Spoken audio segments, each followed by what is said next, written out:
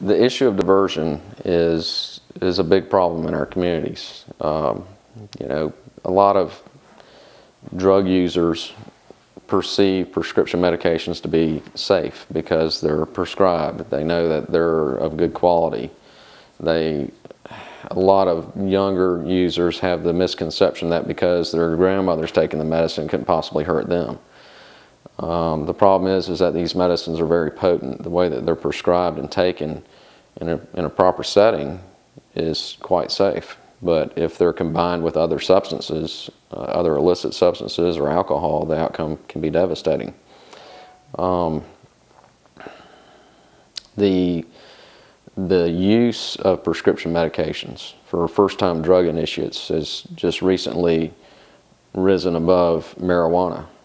You know, THC used to be the gateway drug for children, teenagers, which, you know, in some instances led to addiction, about a 9% addiction rate with THC usage, and/or led to other harder substances. But now the first-time use of a drug is greater percentage is prescription medications, be it benzodiazepines or opiates or opioids. The deaths from prescription drug use has overtaken the combination deaths from cocaine and heroin together.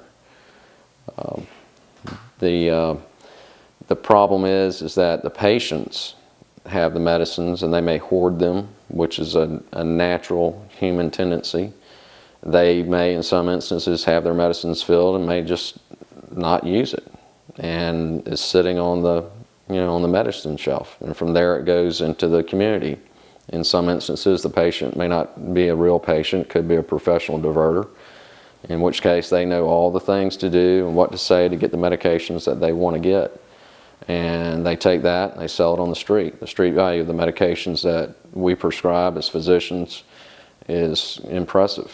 Some people make hundreds of thousands of dollars a year just going into doctors' offices and getting the medicines they want. And when they're caught, they've got balance sheets. They know what it costs per pill, down to the amount of gas that they use to get to the doctor's office, down to the copay they had to make.